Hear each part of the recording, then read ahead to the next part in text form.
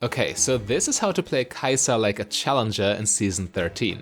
Kai'Sa is a late game powerhouse, but the trade-off is that you are quite vulnerable early game. Couple this with the fact Kai'Sa has to lane against the devastating Lucian Nami combo this game, and you got yourself a recipe for disaster, right?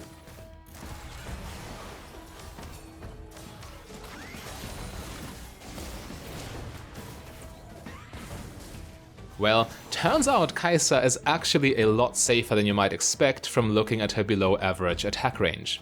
Running away with E can deny most of the opponent's engages. The Kai'Sa we are analyzing in this video is the professional player Scorth, who has been hitting Challenger on the EU West server since Season 11. Link to his profile in the description as always, and as you can see, he consistently saves his E spell to react to the opponent's aggression since he knows that Lucian's early power must be respected. Safely farming in lane is the easiest path to victory here, so Scorth systematically follows this game plan. But it is important to know when to switch gears. Lucian's burst damage is absolutely brutal early, yet he falls off as the game progresses. And as soon as Kai'Sa completes her first item, you can start looking for all-ins yourself.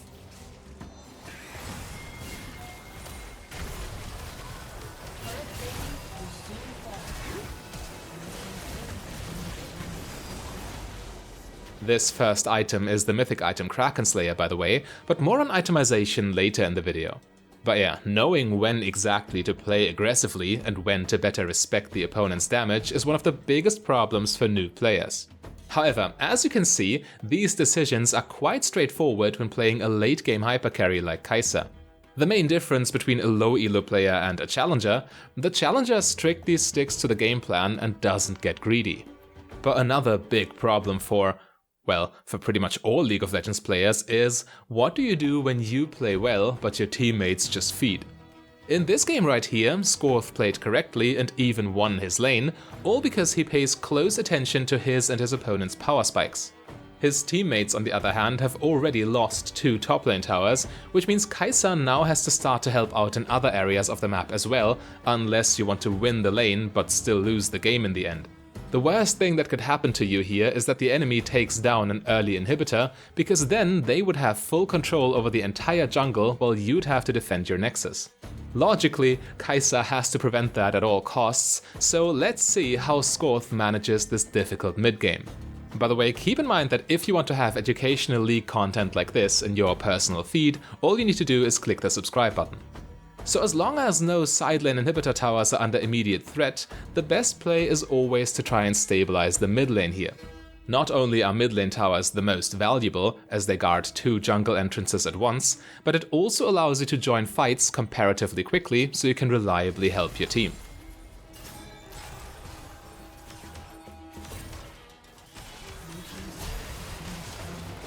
As soon as you get some attack speed items, Kai'Sa is one of the best duelists in the game, whereas Lucian is way past his prime now.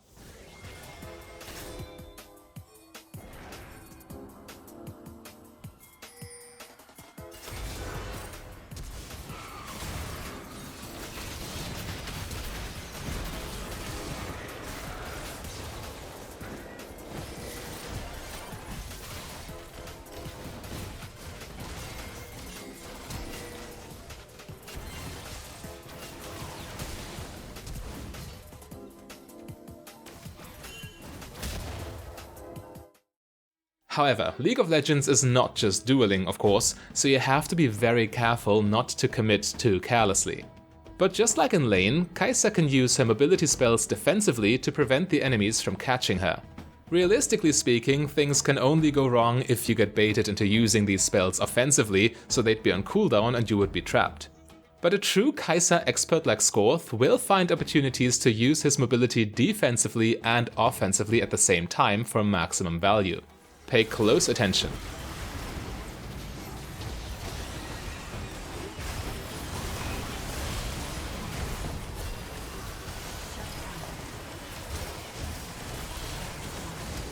Did you notice how he was kiting at max attack range with his E-stealth, but used his R when Jax eventually found him to both escape from Jax and assassinate Lucian? A truly important play, ultimately stopping the enemy from outright taking a free Baron here. What's more, since Echo ends up greeding for blue team's jungle, Kai'Sa can collect his massive shutdown and now blue team attempt to take Baron themselves. Of course, Jax and Karthus are hyper-fed and will try to intervene, but look how Kai'Sa manages to impact the fight despite taking massive damage.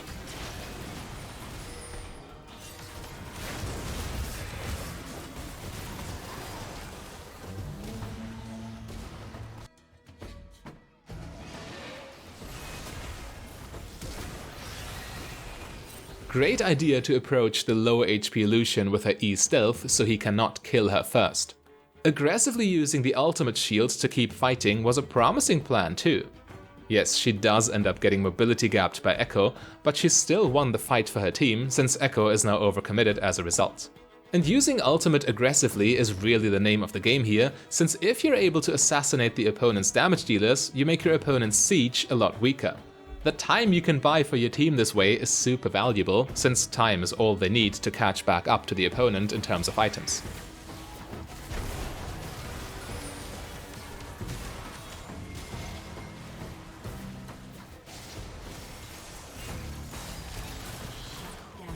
Again, not only did Scorth take down the enemy Karthus, but he also still looked for ways to impact the fight despite low HP. His presence on the map is truly admirable. Now afterwards they attempt to take Baron again, but this time they are successful because the two most fed enemies are out of the equation. Karthus was dead and Jax has been pressuring bot lane. Theoretically, all blue team has to do now is siege or split with Baron minions for guaranteed map control. But instead of following the obvious game plan for the best shot at turning this game around, Scorth is getting a little overconfident. Yes, he can actually take this 1 vs 2 fight here, but the fight is not necessary to make progress on the map, and he forgot to take Karthus ult into account. A good example of why following the overarching game plan is vital if you want to win. The fight wasn't a complete disaster, but blue teams still lost their Baron buffs for no reason. And while Kai'Sa doesn't mind a game going late due to her amazing scaling, you have to take into account that the enemy Karthus will still be a huge thorn in her side. His damage keeps scaling as well, and no invisibility in the world can protect Kai'Sa from his ultimate. Consequentially, Karthus' guaranteed damage and Jax's split push are the two most urgent problems blue team needs to deal with at this point. And while Kai'Sa cannot do much against the former, Scorth will save his ultimate to consistently assassinate the latter.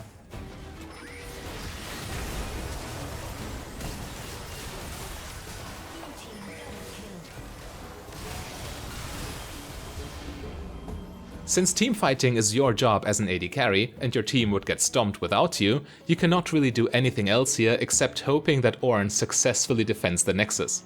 Spoiler, Ornn luckily doesn't int anymore, so he only loses the inhibitor to Jax's push, but that ultimately creates enough pressure for red team to now take Baron, and blue team can't do anything about it.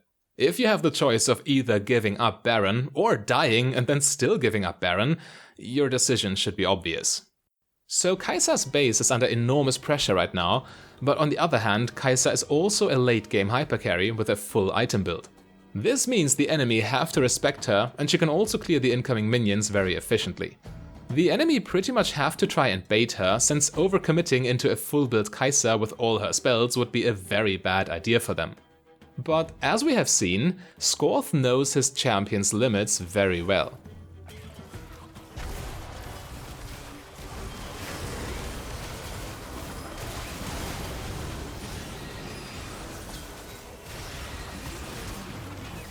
Again, Karthus is inevitable, but Kai'Sa still effectively traded 1 for 3 with that play, giving her team a massive advantage. After getting a dragon out of the deal and chasing Jax away from their Nexus, Kai'Sa has respawned and is already looking for the next ultimate. And while a full build Jax is even more dangerous than most full build marksmen, Kai'Sa and her team still get enough mileage out of the fight to scare the enemy away. Now, a low elo player would blindly chase them and hope to get a kill, but a high elo player knows that kills are not necessary to make progress. The mere fact the enemy first need to go back to base and heal is already enough for blue team to safely take the next Baron. Red team would have a really tough time coming back from this, so they try everything they can to still contest it. But this is a pure tilt play and doomed to fail, and Scorth is quick to take advantage. And with the most dangerous enemy off the map, Kai'Sa can go all in.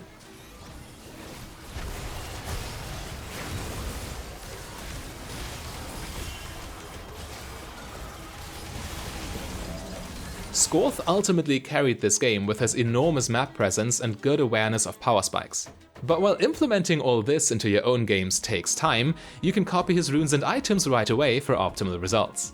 Scorth's rune page for Kai'Sa is Lethal Tempo, Presence of Mind, Legend Bloodline and Cutdown with Magical Footwear and Biscuit Delivery secondary.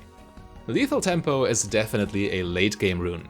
As we have seen, Kai'Sa can play a very safe lane phase if she has to, and in most games the mid and late game is where you truly start to shine. Here, Lethal Tempo kicks into full gear, allowing you to make perfect use of Kai'Sa's crazy attack speed scalings, as well as fixing her mediocre attack range. However, a lot of Kai'Sa's power is in fact in your spells. E makes your lane much safer, Evolved E is crucial in teamfights as we have seen, and Evolved Q carries your damage in the mid game. Therefore, most Challenger players want Biscuit Delivery to have reliable access to their spells during the early game, and also Presence of Mind to regenerate their mana in mid and late game teamfights. Legend Bloodline is another natural fit, since your core item build does not come with any lifesteal as you're about to see. Now Coup de Grace is a good rune for a better early game, but since Scorth didn't expect to have much agency against the Lucian-Nami combo, he picked Cutdown instead. The enemy were not particularly tanky here, but it is still the better rune for late game scaling when you have a passive lane anyway. In terms of items, the most successful core build used by Challenger Kai'Sa players is Kraken Slayer, Phantom Dancer and Navori Quickblades. Kraken Slayer and Phantom Dancer is the best 2-item combo Kai'Sa could ask for. With just Kraken Slayer and Phantom Dancer's AD components, you already level up Kai'Sa's Q for a massive power spike, and once you finish PD and attack speed boots, you kick into full gear with Evolved E.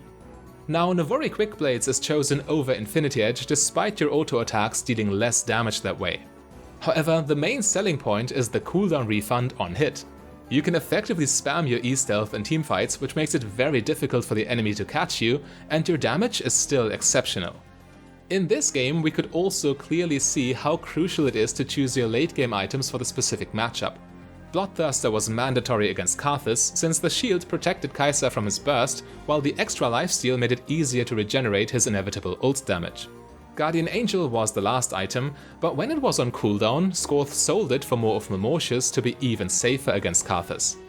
Now, I didn't go too much in depth during the lane phase here, since Scorth had to play it very passively anyway. However, it is the most important phase of the game, setting the tone for the entire match, so if you want a full lane phase guide too, just click the link on your screen right there.